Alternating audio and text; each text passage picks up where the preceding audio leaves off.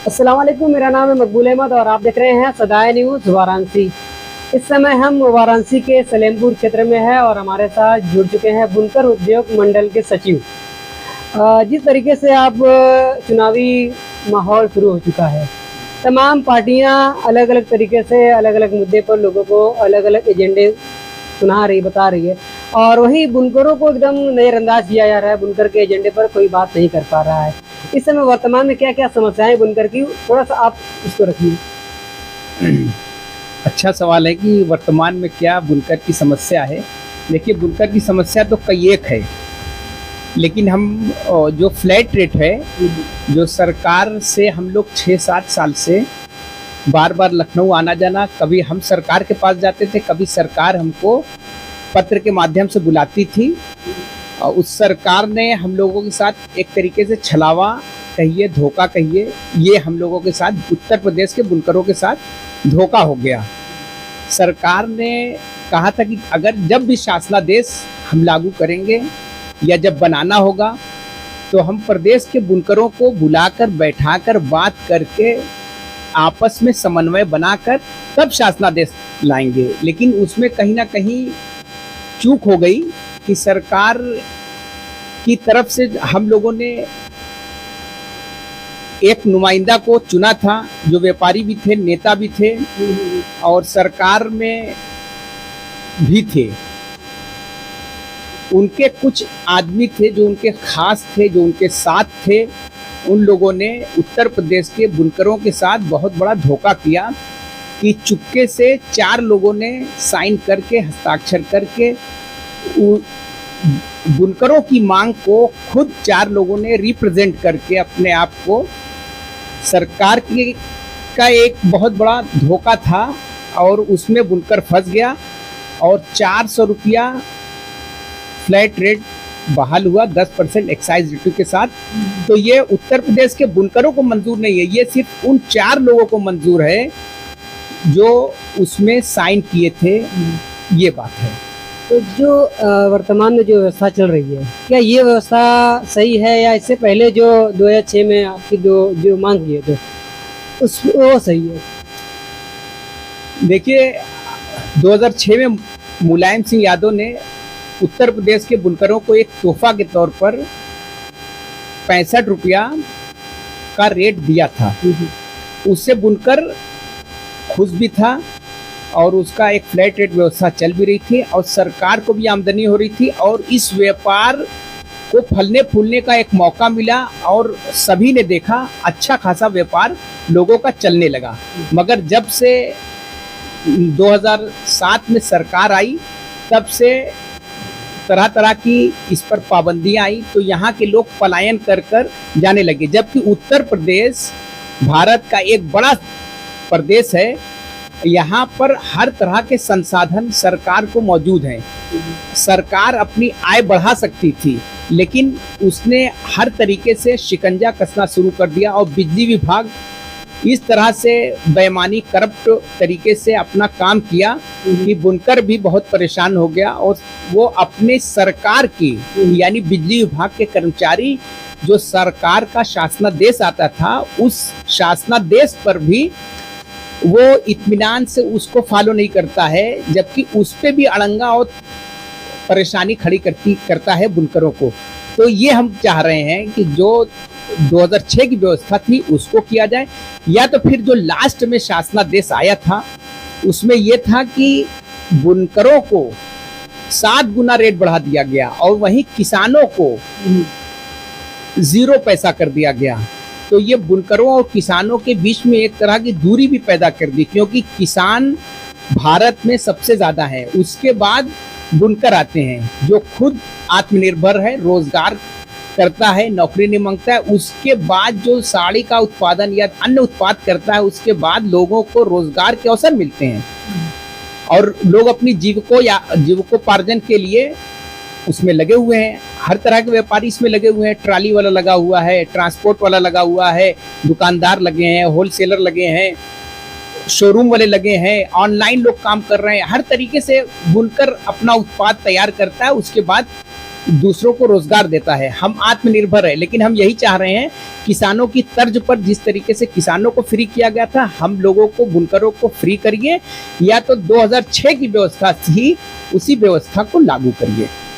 जिस तरह से वर्तमान सरकार विभाग द्वारा शोषण हो रहा है बुनकरों का, जो विपक्षी पार्टियां हैं वो किस तरह से आपको एजेंडे में ले रही है कि नहीं ले रही? कोई भी पार्टी जो है इसमें चुनाव लड़ रही है। सही है आपका सवाल। ये है कि हमने अभी कहा कि सरकारी विभाग जो बिजली का है ये तो शोषण कर ही रहा है, और ये शोषण बार बार कर रहा है। बिजली विभाग में जब कोई कर्मचारी जाता है कि भाई, जब बुनकर कोई जा रहा है तो बुनकर की बात नहीं सुन रहा है, वहाँ के बाबू, वहाँ के स्टाफ।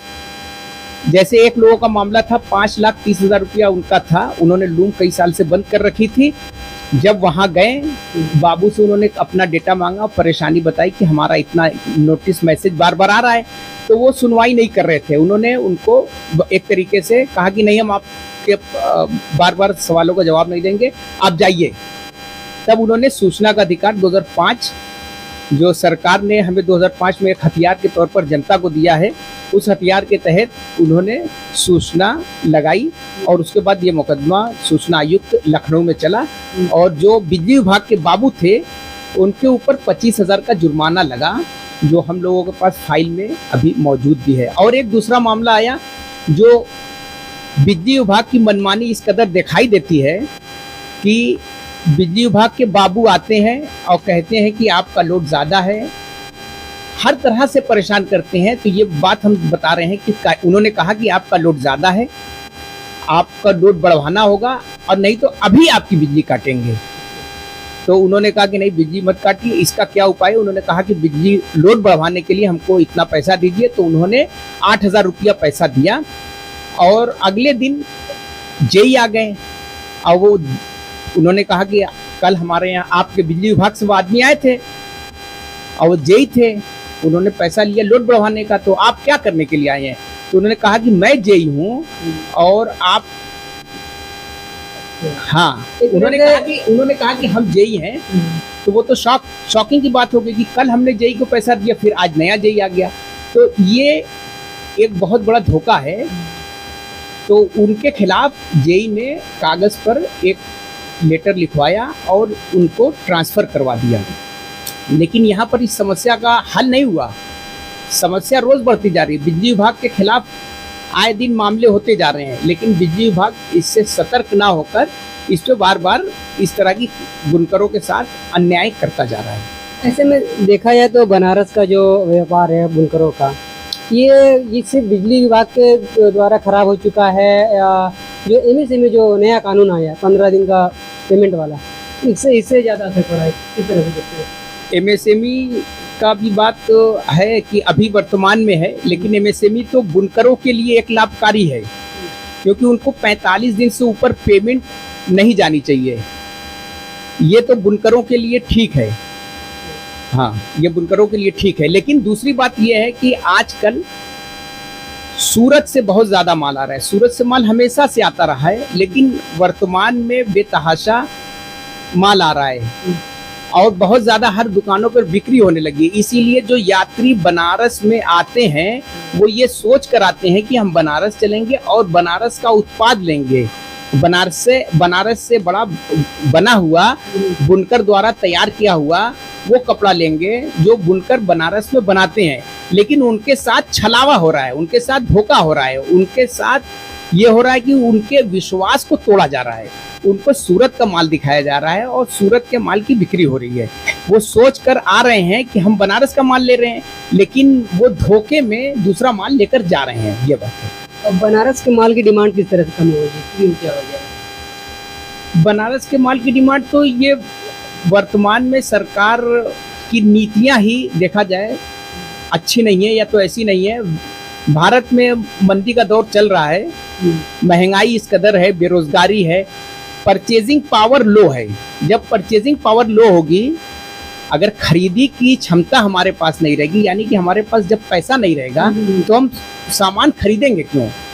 अगर हम सामान नहीं खरीद रहे हैं तो वो सर्कल पूरा एकदम जाम हो जाता है। जब जाम हो जाता है तो मंदी आ जाती है, ये है कारण। ऐसे में जिस तरीके से इस समय सियासी माहौल है, तमाम पार्टियां अलग अलग तरीके से, कोई जैसे यादव समाज का एक नेता, तमाम समाज को टिकट मिल रहा है, बुनकर समाज का कोई ऐसा नुमाइंदा या बुनकर समाज को के लोगों को टिकट क्यों नहीं मिल रहा है, उनको क्यों इतना पीछे रखा जा रहा है, किस तरह से देखते हो?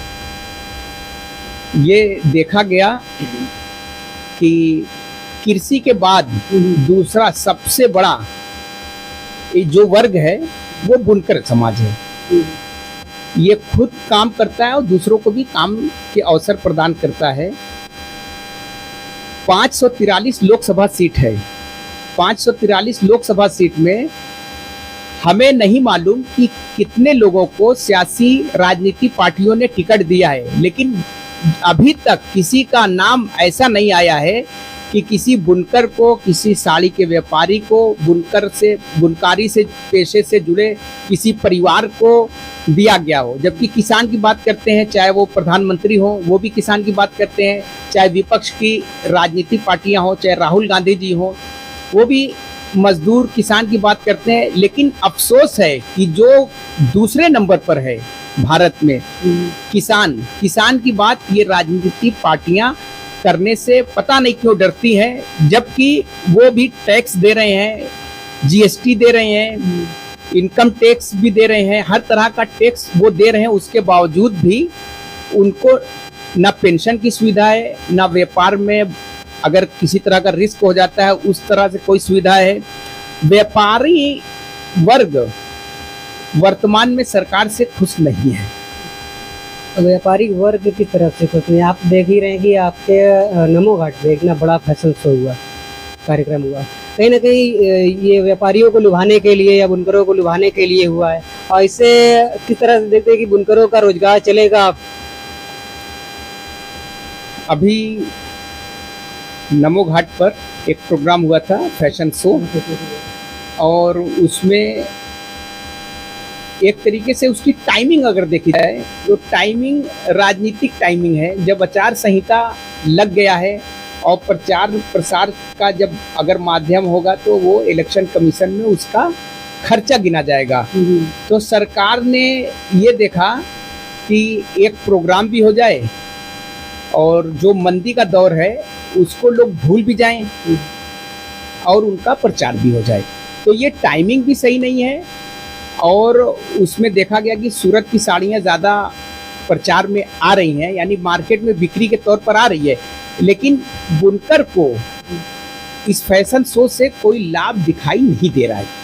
अच्छा, इसमें जो लोग थे बुनकर के, अतीक अंसारी साहब भी थे, तो क्या बुनकरों की चर्चा हुई इसमें कि बुनकर की जो जटिल समस्या है उस पर कोई चर्चा हुई?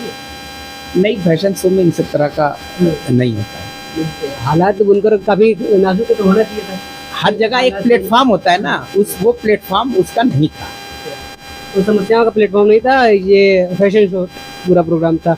तो किस तरह से देखते हैं अभी फ्लैट रेट आपको मिला, सेमी हर तरीके से, जैसे बनारस के 70% लोग, 40% या 60-70% लोग बनारस बहुत तेजी में छोड़ रहे हैं। तो इसके लिए क्या बुनकर तंजीम, बुनकर संगठन प्रयास कर रहा है कि जिससे कि बनारस के लोग जो बनारस जो दूसरे लोगों को व्यापार देता रहा, बनारस के बुनकर गांव के लोगों को व्यापार देते रहे, लूम चलाने के लिए कारोबार देते रहे, आज वही बनारस के लोग जो हैं इधर उधर भटक रहे हैं।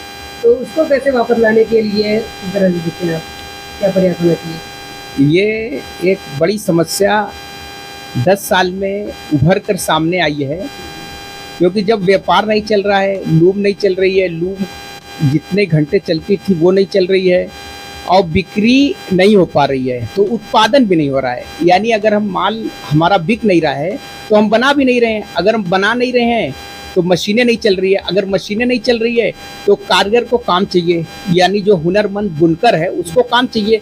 वो अपनी तलाश में यहाँ से दूसरे प्रदेशों में पलायन कर रहा है, अपना प्रदेश छोड़कर दूसरे प्रदेश में काम करने के लिए जा रहा है। तो ये उत्तर प्रदेश के लिए ना कोई विजन देखा जाएगा कि इसमें कहीं विजन नजर आ रहा है, ना आगे की कहीं सोच डेवलप हो पा रही है कि जो हमारे उत्तर प्रदेश के बुनकर, वो कलाकार, वो हुनरमंद अपना हुनर यहाँ का छोड़कर चाहे सूरत जा रहे हैं, चाहे बेंगलोर जा रहे हैं, चाहे गोवा जा रहे हैं या मुंबई जा रहे हैं, भिमड़ी जा रहे हैं, अन्य प्रदेश में जो जा रहे हैं, तो उससे इस कला को ही कहीं ना कहीं नुकसान हो रहा है। और सरकार को इस पे गंभीर रूप से सोचना चाहिए कि जो हमारे जो कलाकार बुनकर यहाँ से दूसरे प्रदेश में चले गए हैं, उनको वापस लाने के लिए सरकार का ये काम होता है। ये सरकार इस पे गंभीर होगी तभी ये मसले का हल होगा। जी, आप ये भी देख रहे हैं कि सारी चीज़ें उल्टी हो रही है। जैसे कि मोदी जी कह रहे हैं कि काशी को पर्यटक स्थल बनाएंगे, लोग इधर उधर से आएंगे, सुंदरीकरण करेंगे और व्यापार बढ़ेगा, और एकदम उल्टा हो रहा है। कैसा क्यों हो रहा है? सही आ रहा है? जैसे यहाँ पे लोग आते हैं घूमने उमने, तो उनका कहना था कि आएंगे लोग घूमने तो साड़ी बिकेंगी, व्यापार आपका बढ़ेगा। पर्यटक आते हैं तो हमने अभी कहा कि पर्यटक आते हैं ये सोचकर कि वहाँ से बना जो उत्पाद है, वहाँ की जो फेमस चीज़ है, वहाँ के लोगों के द्वारा जो बनाई गई चीज़ है, उसको लेकर जाएंगे। जैसे अगर हम आगरा जाते हैं तो हम पेठा लाते हैं, तो ये एक एग्जाम्पल है कि हम जहाँ जाते हैं वहाँ का सामान लाते हैं। अगर वहाँ का सामान हमें नहीं मिल रहा है तो ये हमारे साथ एक यात्री के साथ, जो दार्शनिक है उनके साथ एक तरह का छलावा धोखा है। उनको पूरी साड़ियाँ तो नहीं कह सकते, लेकिन मैक्सिमम साड़ियाँ अब सूरत की लोग कस्टमर के तौर पर, मतलब दुकानदार दिखा रहे हैं, मजबूर हैं वो भी। तो बहुत अच्छा लगा बात करके, और वीडियो काफ़ी लंबी हो गई। मिलते हैं अगली अपडेट में। और आपको क्या लगता है, क्या विचार रखते हैं, अपने कमेंट में बताएं कि बुनकरों का नेता होना चाहिए, बुनकरों को टिकट मिलना चाहिए, बुनकरों की बिजली का जो शोषण हो रहा है, इस एजेंडे में किसी पार्टी का ये एजेंडा है, किसी पार्टी के एजेंडे में ये तमाम चीज़ें आ रही हैं, बुनकरों की समस्याएँ या नहीं आ रही है? अगर नहीं आ रही है तो ऐसी पार्टी को चुने जो कि बुनकरों के लिए काम कर सके। मिलते हैं अगली अपडेट में।